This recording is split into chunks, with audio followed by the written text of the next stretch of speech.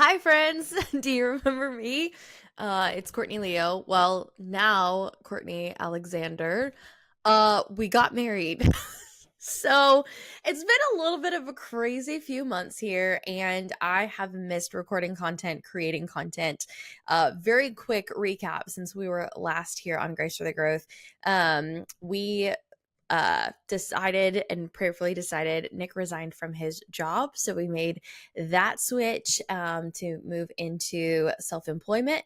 And then we also moved from Georgia to Tennessee. And then we got married. So it's been a whirlwind of the last few months on top of lots of travel, lots of family stuff. Then we went straight from our wedding into our honeymoon, and then it's Thanksgiving, and here we are in the Christmas season. So much to catch you up on, and we will be doing that. We plan on giving it back and all that kind of stuff. But one thing as we are here in this Christmas season, I have a huge place in my heart for singles in the holiday season. About 2 years ago, I had one of the hardest holiday seasons of my entire life. And really, a lot of that was because of just the bigness my singleness felt in that season. And I needed some encouragement. I needed to feel like I wasn't alone. And so last year in 2023, I decided to host a single summit alongside of some incredible partners like Kate Tomlin and Lauren Matthews and Barb Hill and so many others. And this summit was called "'Tis the Single Season," and it was a 2-day event. We had so many singles come out just for a night of encouragement and feeling a little less alone. We talked about so many different things, from rest to dating during the holidays, so much more there. And it was just an absolute incredible event. And so I wanted to bring it back in 2024, but I had a couple other things to plan, getting through moving and wedding and then straight into holidays. And so I practice what I preach, and I needed to set healthy boundaries and needed to be really honest about my capacity. And so decided not to host "'Tis a Single Season" this year and bring that back.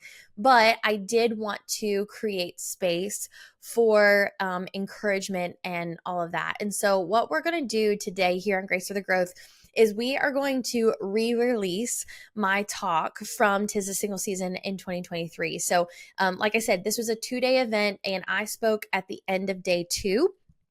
And so I just want to kind of give you some context, because a lot of things have changed since then. One thing, at the time, y'all didn't know, but at the time, Nick and I had just started dating, and we were just starting to see each other and all of that stuff. And so obviously stuff has changed then. And then also I just didn't want you to be confused and be like, wait, what year is this? This is from a year ago. But I still believe that the message is still very relevant to this, and I wanted to get out to as many people as possible. So I'm re-releasing my talk to you guys here at Grace for the Growth, where you can watch it on YouTube, or you can listen to it on podcasts, wherever you're listening to it, wherever you're absorbing Grace for the Growth. If you haven't subscribed to YouTube, Grace for the Growth, I really encourage you to do so. We're going to have a lot of fun here on YouTube this year. So, but yeah, I miss you guys, and I just want to say, hey. And the other thing I wanted to let you know is that if you really find a lot of value here in this talk about from "'Tis a Single Season," I have two things to recommend for you. The first one is we have the entire Single Summit, the entire 2-day, 6+ hour "'Tis the Single Season" event available for you. You can go to courtneyleo.com/holiday, and you can see there, it's, like I said, it's a 2-day event where we have speakers from all over. Like I said, Kate, Lauren, Gretchen Node, Barb Hill, Lauren Matthews, Holly Jo Hepler, so many incredible voices. And then we also have a bonus Q&A with Elise Murphy, who has also gotten married in the last year. So a lot of crazy, amazing content there that you can get if you're needing some more content this Christmas season. If you want some more encouragement for your soul, you can go to courtneyleo.com/holiday and get the entire download of the 2-day 'Tis the Single Season event. And then the second thing is, if you need some additional encouragement as you launch 2025, if you need a place to process kind of what's coming up for you, or you already know that, hey, this Christmas season is going to be tough and I'm going to need some encouragement along the way, I'm going to be offering some one-time coaching sessions at a very, very discounted rate. And so if that's something that you're interested in, because you are a podcast listener, what I need you to do is go to my Instagram, which is at Courtney with an extra Y Leo, or send me an email at hello@courtneyleo.com. And just send me the word growth. And if you send me the word growth, either in a DM or via email, I can go ahead and send you the information to get a discounted 60-minute coaching session with me, where we can process kind of what's going on, how you want to launch 2025, and maybe any sort of reflections you have for 2024, and or a place for you to process what this holiday season was like. Is this coming from somebody who, I didn't go on a date for 9 years, I was single for a really long time, and I definitely know what it feels like to navigate the season, and I don't want you to feel alone. So that offer is here for our podcast listeners. So again, you can go to CourtneyLeo.com/holiday to see the 'Tis the Single Season event and get all of that content. And then you can also go to my Instagram or shoot me an email with the word growth, and I will send you over the information to sign up for your discounted 60-minute session. Just thanks for being a podcast listener, and I just want to support you along the way. So sorry we couldn't bring back the full 'Tis the Single Season event this year in 2024. Maybe we'll bring it back in 2025. Let me know, comment below, or shoot me a message if you want to see 'Tis the Single Season in 2025, and we can start planning for it. But I just wanted to say hi, and I miss you guys. And I'm very, very excited about content coming in 2025 for you to continue to serve you on your growth journey. So without further ado, here's my talk from day 2 of 'Tis the Single Season 2023.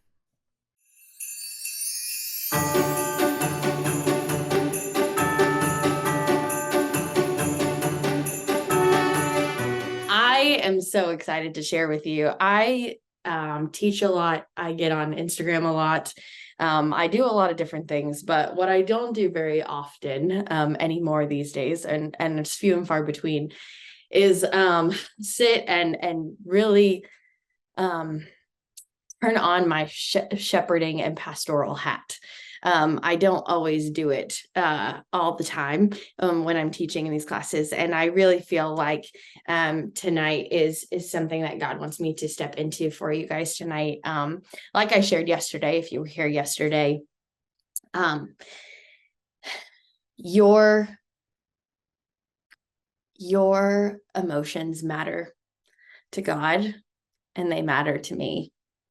And whatever you're feeling today, whatever you're feeling about this holiday season, I see you. And more importantly, God sees you. God absolutely sees you. And I want you to know that, that you are not alone, and that what you're experiencing is not an isolated experience, that there are other people who get you and see you and know you. And tonight, I am going to bring out this whole book. And I want to read to you a story that you are probably very, very familiar with, if not amazing. So excited to introduce this to you. But a story you're probably very familiar with, a story that probably comes up a lot in this season. And it is something that the Lord has been speaking to me a lot, not just in this year, but not just in the season, but honestly, this entire year. So I am going to talk about Mary tonight. I'm going to talk about Mama Mary tonight. And so I'm going to read just a little bit from Luke 1, not Luke 2, the birth of Jesus. We're going to go back a little bit from Luke 1.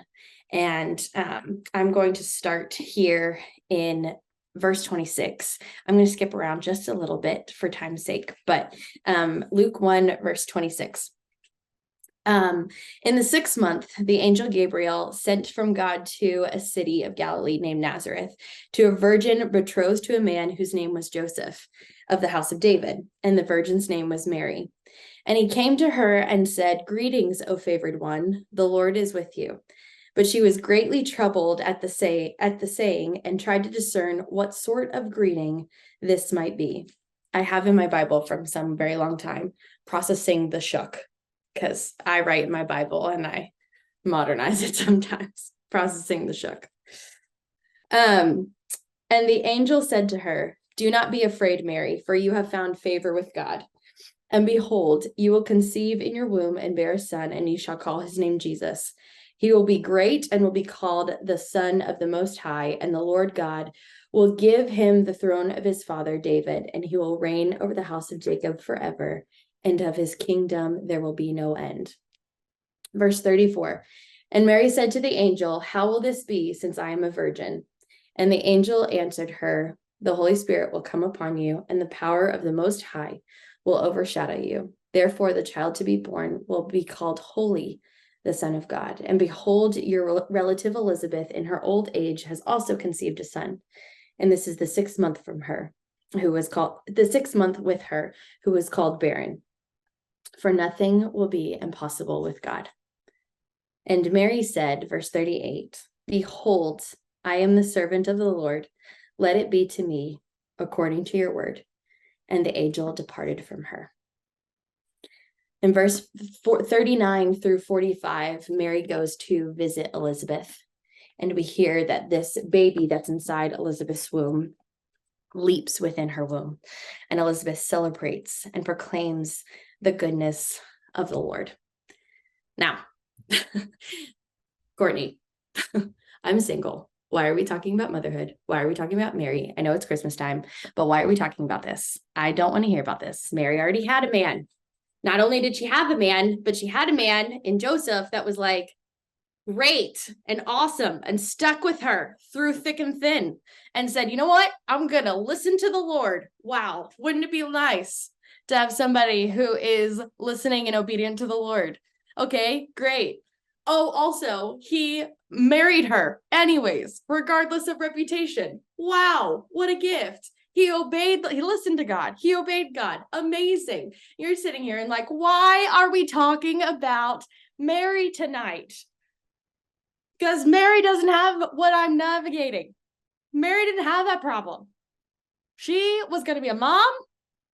She was going to be a virgin mom, which, let's be real, sometimes I wish that I was a virgin mom. I remember being like 18 and being like, I would like to skip this whole guy thing and I would just like to be a mom. Okay.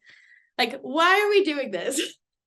And then she's got this man who's like very devoted to her and more devoted to God. And I can't even get a man to take me to coffee. So why are we talking about Mary? Okay. Why are we talking about Mary? So tonight, first of all, I want to ask you to trust me. Okay. And trust Jesus in me. Tonight, I want to talk to you about say yes and let God do the rest. Say yes and let God do the rest. Every year, I have a word of the year. I have never meant to have a word of the year. I'm not one of those people that are like, it is the last week of the year. Let's figure out what my word of the year is. I never plan to. In fact, I always expect that the next year I'm not going to have one. It's just not going to come up. It's just not like this year. We're like ending 2023. I'm like, I'm probably not going to have one for 2024. It's not coming up. And yet, since 2010, I have always had a word or a phrase of the year.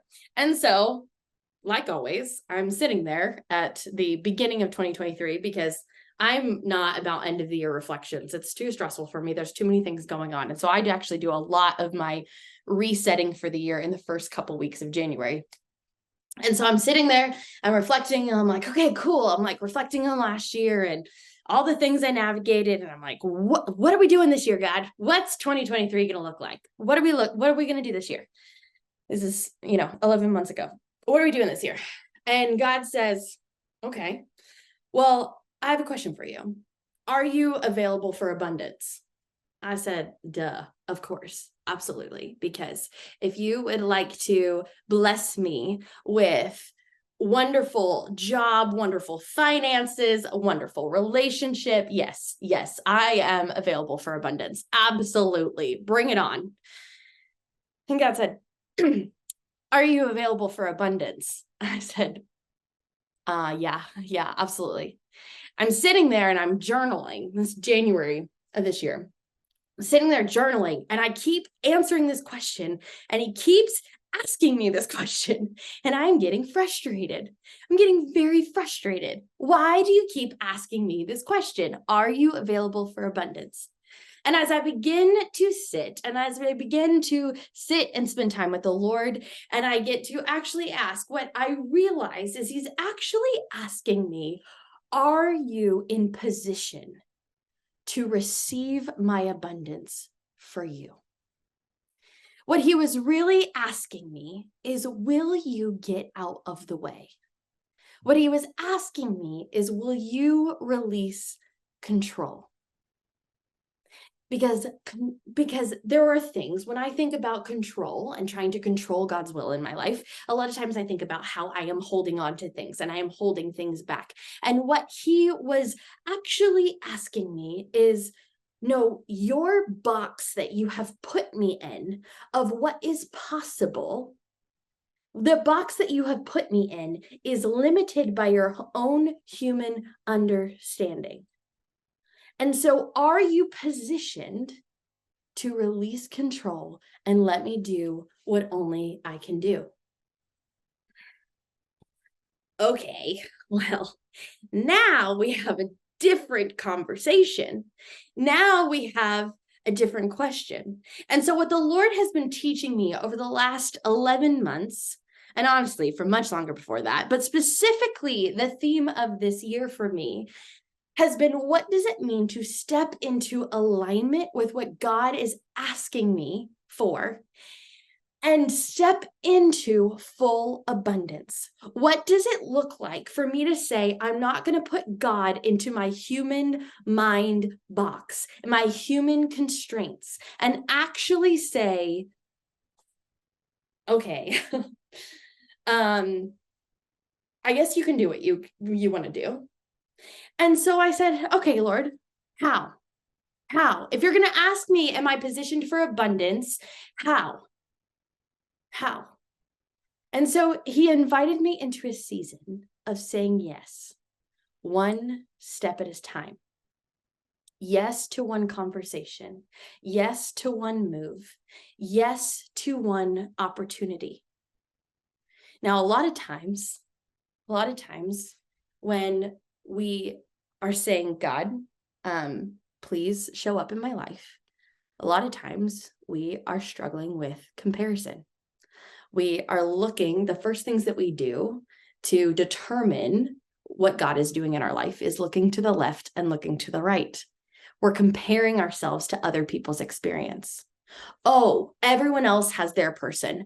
Oh, this was the year that they're no longer single. Therefore, they must have gotten it right. Therefore, they must be receiving abundance. I'm clearly not receiving abundance because they're receiving something that I am not. Oh, she found him so easy. Like literally they ran into a coffee shop. Boom, great, awesome. Oh, they didn't even have to apply for that promotion. It just happened. We start comparing ourselves. Why? We start looking left and right. We start comparing ourselves back and forth. Or we find ourselves hiding. We find ourselves hiding from the world, pressing down, getting into that enclosed turtle shell of protection, and not acknowledging that who we are is enough and who we are is worthy to receive God's abundance. Or maybe it's the question of, if I say yes to you, God, what is that going to cost me? Because I know what cards I'm playing with right now. And if I open my hands a little bit more, what is it going to cost me? Because I don't know what that's going to look like. I don't know what's on the other side. My first point tonight is accept the story that you are in. You see, Mary is listening to this plan from this angel, from the angel Gabriel. And she says, how can it be so? I'm a virgin. This doesn't make sense. What will people think of me? Joseph is going to leave me. Joseph is going to think that I've cheated on him. I'm going to be left alone, right? And we have to think culturally of that time. right? Being pregnant out of wedlock is death sentence. Adultery is death sentence, right? She is literally like facing this. And I wonder how many times we've sat there and said, what will people think of me? How are people going to leave me? How can this even happen? God, I don't have that degree. That thing's not on my resume. I don't know how that's going to do that work. God, that person's more experienced. God, I don't meet new people. God, I don't have those connections. If I start speaking out, what will people say? Will they think I'm stupid? If I reach out to help, if I reach out for help, people are going to judge me. God, how? How? You see, what God didn't say is, let me give you the blueprint of the plan for you to approve and for you to sign off on before stepping into the plan. Some of us are sitting and we are waiting to receive the full blueprint before we step. And God didn't ask you for your approval on the blueprint. He asked you, trust me. I asked you to trust me. I asked for your obedience. And so many of us stay in neutral. We stay in place when God is asking us for one step of obedience. One step of obedience. You know what I think is the most manipulative attack of Satan is that sometimes he doesn't have to tear us down. Sometimes all he has to do is get you to stay neutralized. He doesn't have to destroy you. He doesn't have to take you out and take you down. He just has to neutralize you. And I don't know what your go is, right? Like I'm speaking really broadly here. I don't know what your go is. I don't know if your go has to do with dating or singleness, or if it's a dream, or if it's a degree, or if it's a promotion, or if it's a business or a ministry. I don't know what is coming up for you. I don't know what your go is. But what I do know is so many of us stay parked. We stay parked and we're asking him for direction, but we won't start moving when he's given us step number 1. It is easier to steer a moving car than a parked car. And so we're asking God for direction and which way to go. We're asking him where the destination is. And he's like, I just asked you to turn the car on and start moving. And so maybe for you, your hesitation in accepting the story that maybe your hesitation is accepting the story that you're in. Maybe for you, it is the guilt and the shame that makes you feel like you're disqualified for the go, that you're disqualified for the yes. Who am I? Maybe there's guilt and shame of what is or what isn't, or what has or what is not yet. For Mary, it was, I'm not married. I'm going to be disowned. How is this possible? I'm going to be left all alone. I'm going to be left for death. Maybe for you, it's, I can't say yes to that. Have you seen my past? Have you seen my story? Maybe it's, I've tried this before and it didn't work. Maybe it's, I'm not this enough. I'm not that enough. Maybe the invitation for you is to grieve what you've lost or grieve what you don't have yet. Maybe the invitation is to learn to love this life that God has given you. What story are you living in?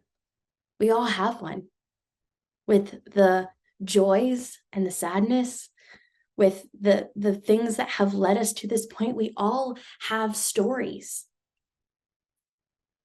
How do you look at your story? How do you look at yourself? Like Lauren said earlier, if that's a hard question for you, would you ask Jesus how he sees you?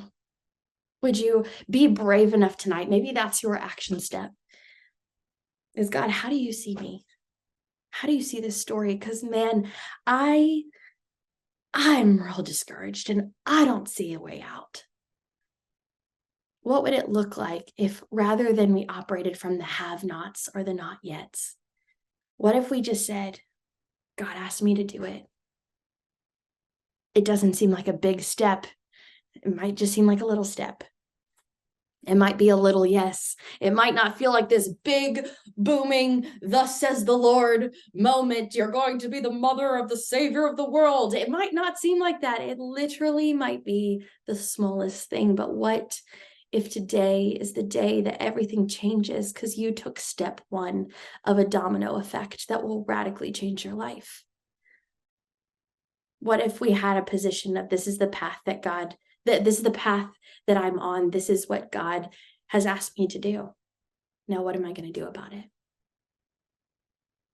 Number one, accept the story you're in. Number two, align with God's purpose. Whenever we talk about Mary around this season, I always hear us talking about, well, first of all, Mary, did you know? Which I saw a shirt in Buc-ee's that said, Mary knew. And it is literally my sense of humor, by the way. Mary knew. It's literally made me laugh. Mary, did you know? Yes, Mary knew. Okay. Anyways, I digress. Other than that, the other time I hear about Mary is her wonderful response, right? We hear this wonderful response that she had. Mary says, behold, I am the servant of the Lord. Let it be me according to your word. Great job, Mary. You get a gold star. We love you and we love to aspire to be you. Yeah. Anyone else? Is it just me? I'm a little sassy sometimes. If you've never heard me talk. Yes. Okay. All right. Good. Thank you. Great job, Mary. Great job. And it's this moment of her. I'm like sitting here listening to it, and she's like, yeah, do whatever, dude. Like, I might die, but go for it. And so I don't know about you, but the word that comes up when I think about this moment is surrender. It's a super churchy word, right? Super churchy word. Surrender to God's will. Great, awesome, whatever. When I initially think of surrender, I think weakness. I think white flag. I think you lost, give up, they won. Anyone else? Just me? Yeah, you gave up. Like surrender is this like, not my plan. I'm not going to win this one. So I'm just going to let you take over. God, it's not up to me. You got this. I am weak. You are strong. All fair, all valid, all fair. But I feel this like weakness and surrender. And one thing that the Lord has been teaching me, and I want to encourage you, and I want to encourage you to think about tonight, is to think about the strength in surrender. Let's flip our lens for a minute and let's think about the strength that comes in surrendering to God. It's not this weakness of giving up and waving the white flag. It's not two parties, you and God, in battle and in war, and you're going, you win, Jesus, I lose, take over, right? Of course, there's elements of that, but it's not losing. You don't lose when you surrender to God. Surrender is saying, God, I don't know what you're doing, but you told me to move. So I'm moving. You told me to download that app. So I'm doing it. Yes, because God does care about our dating lives. And it might be an obedient step of online dating. It might be an obedient step of acting for a setup. I digress. God, you told me to post on social media to share that word that you gave me. So I'm going to do it. You told me to start waking up early to get my morning on right, to get my morning routine right. So I'm going to do it. Surrendering is not losing. Surrendering is saying to your flesh, your ways, your defaults, your mind, your comprehension, your humanness, and saying, God, give me an overhaul. God, your plan, override my defaults. Override it. Override it. I'm going to fail. I'm going to make mistakes, but God, I want your plan. It is a fight. It is a fight, but you're not on the losing side. You're not on the losing side. We are fighting our flesh, our desires, our humanness, our mind. It is a powerful thing to surrender. I talk to single women every single day, and I often hear, I don't want to surrender to God's will because it doesn't seem fun. It feels like just not something I want to do. It just doesn't feel fun. Well, let's be real for a second. Letting your flesh die is not fun because we're human and our flesh likes to, do things, right? It's not fun. But I don't want to surrender. It doesn't seem fun. What is it going to cost me? What is God going to make me do if I surrender? Friends, let me remind you about the character of God for just a moment.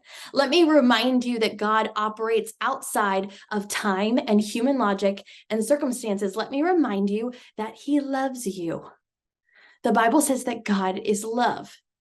And some of us have grown up and have been led to believe that God is this judgmental dictator waiting for you to fail. He's this judgmental dictator waiting for you to mess up at every single turn. And let me if you don't hear anything over these 2 days, let me just remind you that God is love. That everything on this planet, every hair on your head, every emotion that you feel, he sees it. It matters. He cares about your future. He cares about your plans. He cares about your marriages. When God is asking you to surrender, he's not asking you to lose. He's asking you to say, will you trust me? And will you stop fighting me? And will you join me? Will you partner with me? Surrender doesn't mean you're on the losing side. It means your flesh is.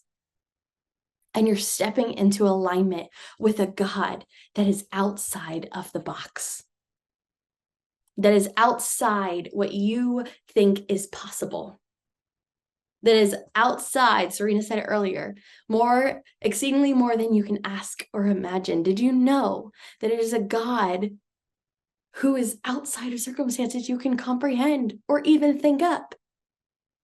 What would it look like if you're saying yes and to step into obedience and surrender and step into alignment with what God is asking you to do? What if that step of obedience led you to another step of obedience, led you to another step of obedience, led you to another step of obedience? And you're like, how did I end up here? And God's like, because you obeyed in step one. How many of us are waiting to see the whole timeline, to see the whole blueprint before we're obedient in step one? And thirdly, step into abundance. Step into the story of abundance. Mary held space for her circumstances. She didn't ignore the fact that this choice might lead to her death. She didn't ignore the fact that this was big. In fact, when I read this story, I read of a woman, a child, a teenager, who is trusting the Lord, but freaked out. Freaked out and goes to Elizabeth. It doesn't say freaked out in there. I'm reading between the lines a little bit, but I could only assume so. It does say do not be afraid, but I could only assume so. And she goes, but she chooses to say yes. And her surrender means that she got to join into the story. But let me remind you that the story that Mary stepped into, the story of obedience that she stepped into, was not an isolated circumstance. We see time and time and time again of Jesus's birth prophesied in the Old Testament. Details. Let me tell you something. I love when God does something in my life and it is detailed. It is like an anniversary of something, or this date happens on this, or it's the 4-year anniversary of this tweet that I said. And now here I am and I'm doing this. Like, it freaks me out. I'm so excited. Freaks me out in a good way. I'm so excited because I'm like, God cares about the details, because he literally talks about the details. He talks about Jesus's bloodline. He talks about they need to be in Bethlehem. There's so many prophecies about prophesying about Jesus's birth. Mary stepped into a story that started way before her, down to the detail. The story was written, the plan was made. It wasn't about just Mary. It was about this. It was about the garden. It was about restoration. It was about you and me. Mary's obedience stepped her into a story bigger than herself. Some of us, for better, for worse, like we feel like, hey, this is who God has called me to be. And if we're not careful, we will get stuck in feeling like it starts and ends with us. But let me remind you, you are a part of a bigger story. Mary's story is a part of God's redemption and salvation from the fall at the Garden of Eden. Mary's story crossed paths. We hear later, just a few chapters, that Simeon in the temple was given promises that he was going to meet Jesus. That was a story Mary wouldn't have known about. But yet, her saying yes, she got to be a part of a story of God showing up to Simeon in the temple. We also see, this is like a side tangent, but we also see that Mary and Joseph's inconvenience of having to travel to Bethlehem while she is pregnant, guess what, is part of the prophecy and part of the bigger story. Mary and Joseph did not live in Bethlehem, but traveled to Bethlehem. And oh, by the way, the prophecy says that Jesus is going to be born in Bethlehem. It's a part of a bigger story. Part of a bigger story. Your life is a part of a bigger story. And we need you. The world needs you. The world needs your yes. And trust me, I am not talking about saying yes to everybody, because if you've spent 2 seconds with me, you will know that boundaries are important and we say no to things that are not good for us. So I'm not talking about saying yes to everything, okay? Let me make things very, very clear. I am saying yes to what God is asking you to do. We need you to step into abundance. We need your yes. And let me release some pressure for you. Your yes, or your no, but your yes doesn't start God's story. It just reveals it. It just reveals it. And so I don't know about you, but I have often lived with this pressure cooker of feeling like I have to make the right decision at the right moment, and I don't want to, and and all this kind of stuff. And I make it like, oh my gosh, is this God's thing? Is this God's will? This feels like such a big thing. And God's like, whoa, whoa, whoa, whoa, whoa, whoa, whoa, whoa, whoa. Let me release some pressure for you.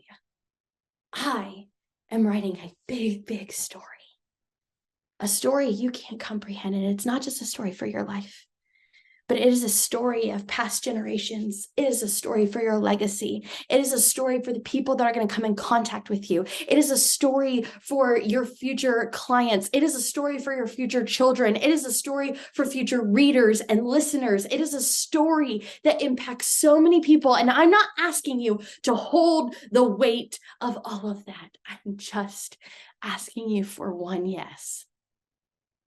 I'm just asking for one yes. Will you trust me with your yes?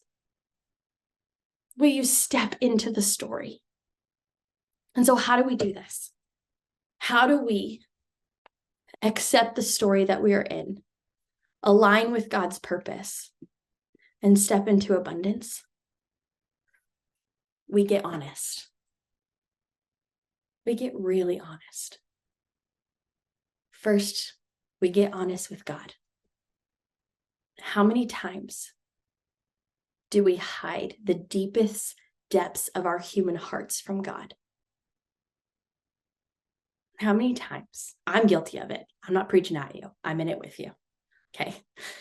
How many times do we sit there and hold back from being really honest with what we're feeling? Friend, He made you. He knit you together. And I've said it so many times over these last 2 days, but there's nothing that will scare Him away from loving you. He can take it. He can take your tears. He can cry with you. He can take your anger. He knows what it is like. He knows what it's like to feel misunderstood. He knows what it feels like to be alone. He knows what it feels like to be single. He knows what it feels like to be human. Quote that radically changed my life is that Jesus didn't come to show us how to be God to the world. Jesus came to earth as a human to remind us and to show us and to dwell amongst us that he knows what it's like to be human. He was fully human. He knows the emotion. He can take it. So we get honest. We get honest with God. Second, we get honest with ourselves. Can you be honest about what you're feeling? Can you get honest about who you are and who you're designed to be and who you are not? Can you get honest about the rooms and the relationships that are not serving you well anymore, that are not safe spaces for you? Can you get honest about the ways that you have held back? Can you get honest about the ways you've been disobedient? Can you get honest about the ways that you have stayed stagnant when God asked you to move?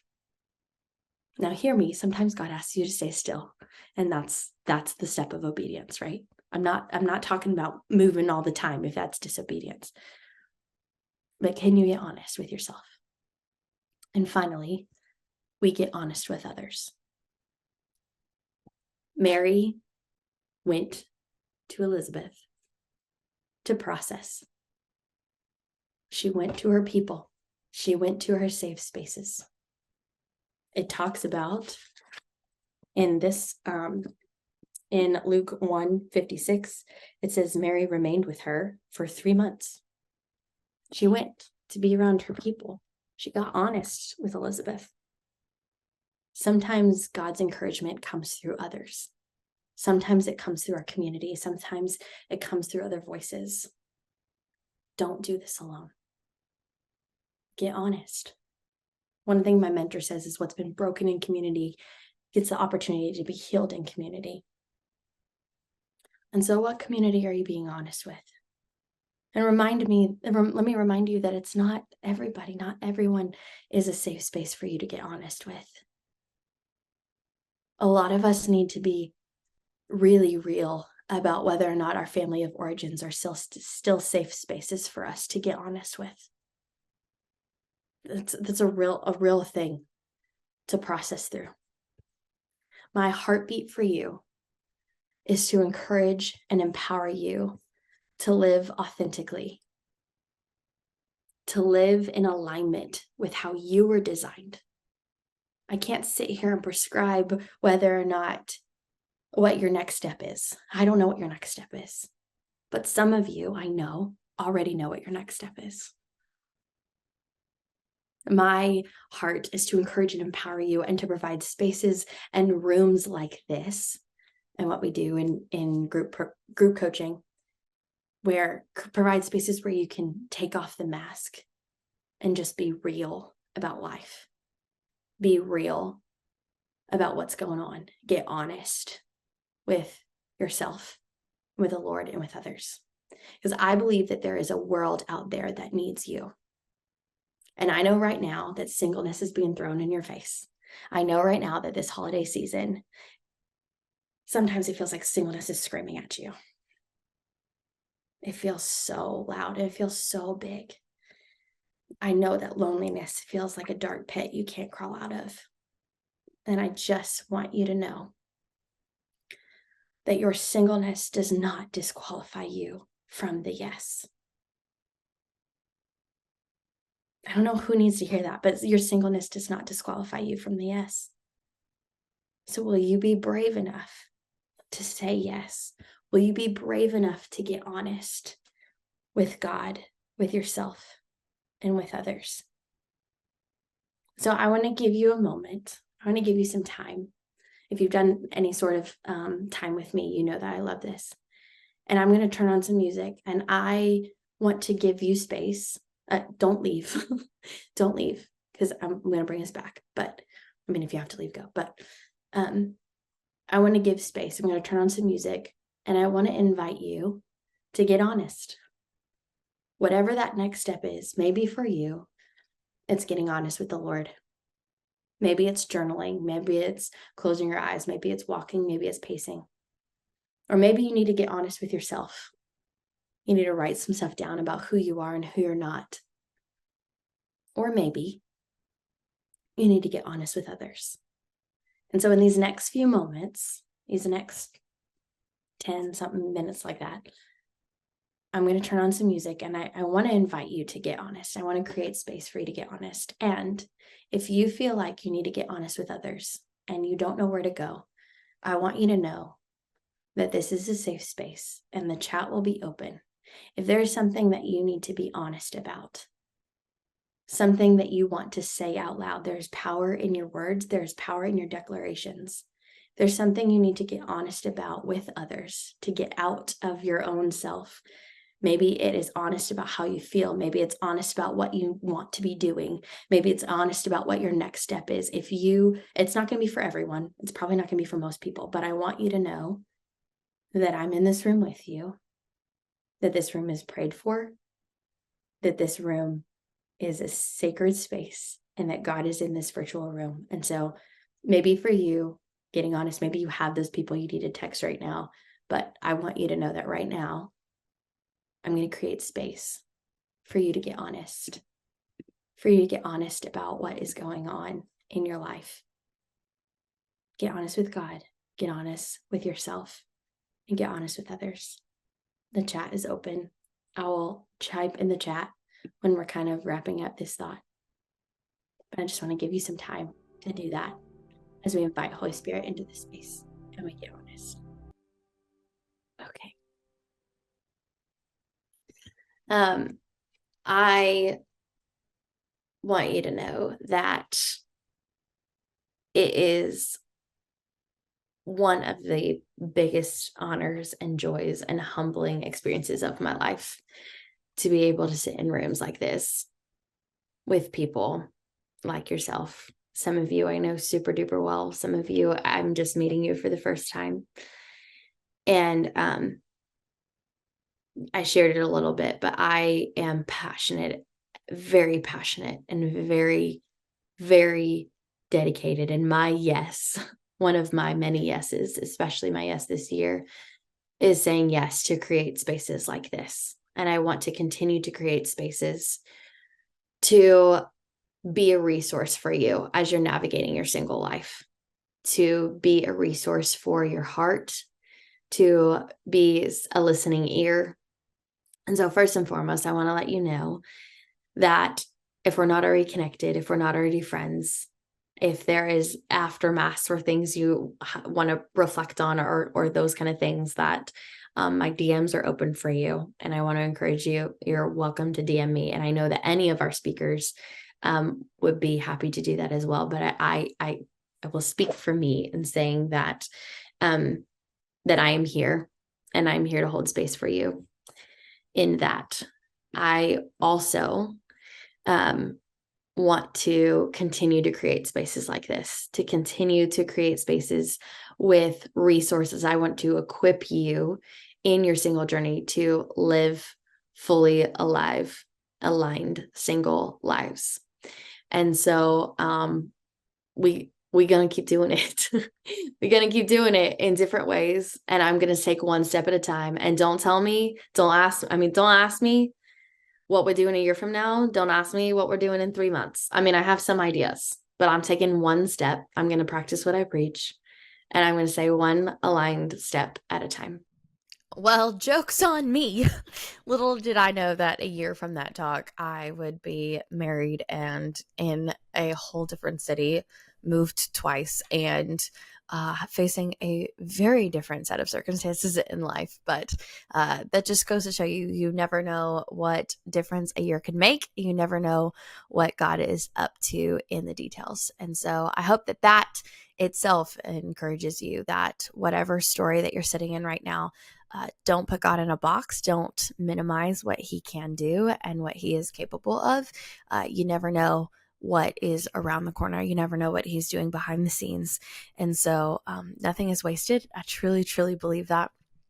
And I hope that you have some hope this holiday season as you enter into 2025 and just kind of process through all that God has done this year. And whether that brings you a lot of joy or a lot of grief, I want you to know that your emotions are not too big for God, that He has space for all of them, and that your emotions are valid and you are not alone. So I hope that this message encouraged you today. I'm so glad that we got to bring it back and bring you some encouragement this holiday season, even though we couldn't have 'Tis a Single Season again. But if you really enjoyed this and you want to hear from our incredible other speakers and hear the entire 2-day event, as well as a bonus Q&A with Elise Murphy Mahan, you can go to courtneyleo.com/holiday to get that entire event. That will be there for you. You can access it instantly. So you can get that there.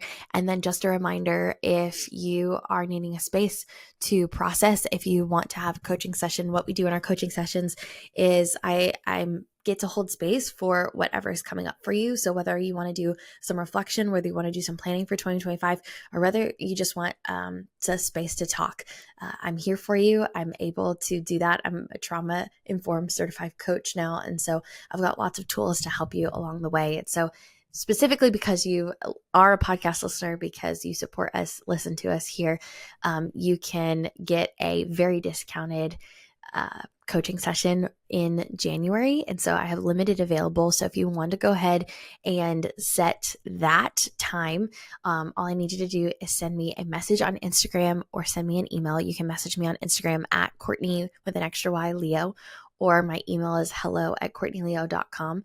Just message me the word growth and I will send you the link to book your discounted one-on-one call here in 2025. I love you guys so much. I'm clearly just absolutely grateful for each and every one of you for the journey that you've been on with me. I know it's been kind of a little bit of an unconventional year when it comes to podcast content, but we are making lots of plans for 2025 of fun content to be able to support you, encourage you on your growth journey, to continue to embrace the messy. And so I hope that you'll continue to listen on in. I hope that you will continue to subscribe, share this podcast. If you're on Apple, if you could leave us a review, that would be absolutely wonderful, so we can continue to get this message out to other people as we launch in 2025. I love you all so much. Merry Christmas and Happy New Year. Thanks for listening to the Grace for the Growth podcast with Courtney Leo. I hope that this conversation encouraged you and inspired you on your own growth journey and as you pursue a life full of authenticity and freedom. I want to encourage you to interact with us on social media at Grace for the Growth and at Courtney Y Leo. Also, if you've got any ideas, way that these episodes have impacted you or encouraged you, I want to invite you to either DM us or email us at hello@graceforthegrowth.com. Until next time, I challenge you to embrace your story, welcome the messy, sit in the unknown, and live authentically. Bye-bye now.